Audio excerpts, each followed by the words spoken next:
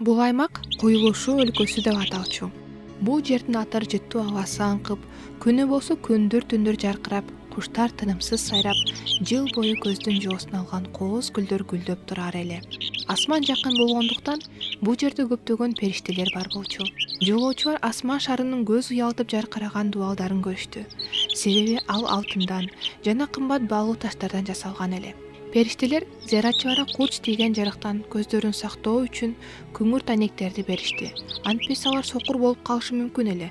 Бирок жолоочуларга шаарды кароо баары бир кыйын болуп жатты. Алар тез эле ошол жакка жетип баргылары келди. Алар шаарга жетсек дегенде эки көзү төрт болгондуктан бул жердин кооздугун баалай алышкан жок. Бул жерде дарактар жап-жашыл болуп, гүлдөр бажырайып ачылып, жүзүмдөр эзиле бышып турган.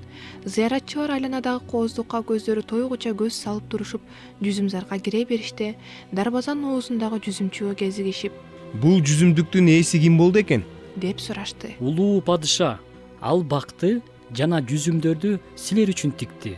Силер үчүн даярдалгандын баарынан даам таткыла. Ал жолоочуларды жүзүмдөр эзилип бышып турган жерге алып келди. Алар эч качан мындай даамдуу жүзүмдөн ооз тийишкен эмес. Анан жүзүмчү аларга бакты көрсөттү. Бир бактын түбүнө келгенде чарчаган жолоочулар уктап калышты. Алар жеген жемиштер кадимки жемиштердей эмес болчу. Бул жемиштер зыяратчыларга өзгөчө күч кубат берди. Ойгонгондо алар көп убакыттан бери эңсеп, жолду катар кыялданган жана ошол үчүн ушунча кыйынчылыктарды басып өткөн шаарга тезирээк жетүүнү чечишти. Алар шарт ордуларынан турушуп, көңүлдүү жол улашты. Жолдон аларды эки периште токтотту. Алар зыяратчылардан кайдан келе жаткандарын жана жолдо эмне болгонун сурашты. Биздин жолоочулар башынан өткөндөрүнүн баарын айтып беришти. Аларды узатып жатып периштелердин бири: Силер эми бир гана тоскоолдуктан өтүшүңөр керек, деди. Бир аздан кийин зыяратчылар токтоого аргасыз болушту. Себеби алардын алдында шаркырап аккан жайык өзөн бар экен. Анын ары жагында асман шарынын дарбазалары алтындай болуп жаркырап турду. Аркы өзгөтүүгө көпүрө да, кайык да эч нерсе жок болчу. Зыяратчылар дайранын экинчи тарабына өтүүнү ойлонуп жатышканда, периште: дарыя менен өткүлө. деди. Зыяратчылар өзгөчө машаякчы шалдая түштү. Мындан башка жол жокпу? деди ал. Бар, бирок ал жолдон силерге өткөнгө болбойт. деди периште. Дарыя абдан тереңби? Жок, дарыянын тереңдиги силердин улуу падышага болгон ишенимиңерге жараша болот. Жолоочулар айласыздан ылдый дайрага түшүп сууга киришти. Үмүт тез эле буту менен дайранын түбүн тапты. Ал эми машаякчы болсо чөгө баштап, коркконунан кыйкырып жиберди. Жардам бергиле. Коркпо, мына суунун түбү. Жерде катуу таш бар турбайбы?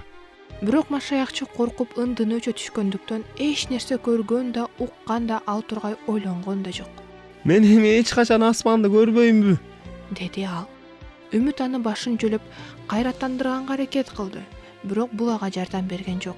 Машаякчынын эсине өз жашоосунда жасаган баардык жаман иштери түштү. Ал өлүмгө башы байланганына шектенген жок. Анын үстүнөн кандайдыр бир кара күчтөр аны шыдыңдап, табалап жаткандай сезилди. Эгерде мен ушул керемет шаарга киргенге татыктуу болсом, улуу падыша мага сөзсүз жардам бермек. Бирок ал мени таштап кетти. Демек мен анын ырайымына татыксызмын. Мен бардык күнөөлөрүм үчүн кылымдар бою суу түбүндө калам. Сен эмнеле болуп жатасың? Кудай сени калтырган жок. Ал сени сынап жатат. Ал сага кандай жакшылык кылганын эстечи. Жээкти карасаң, бизди эбак күтүп жатышат. Машаякчы чын жүрөгүнөн кыйкырып жиберди. Теңир, жардам кыл.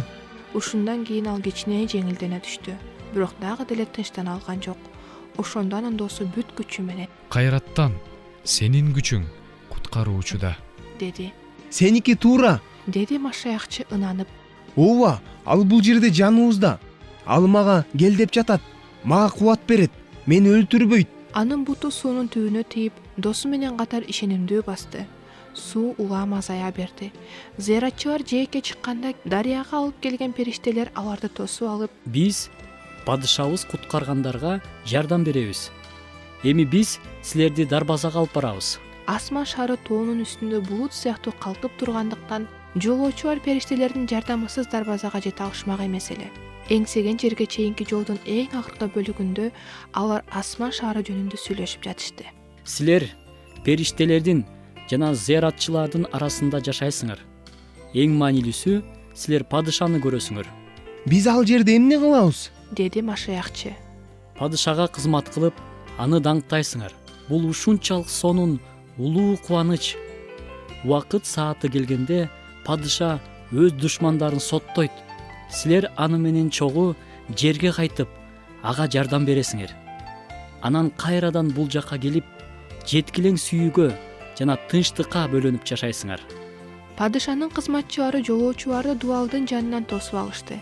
Алар саламдашуу иретинде сурнайларын тартып турушту. Дубалдын үстүнөн аларды падышанын эң акылдуу жана эң улуу кызматчылары Энох, Муса, Ильяс карап турушту.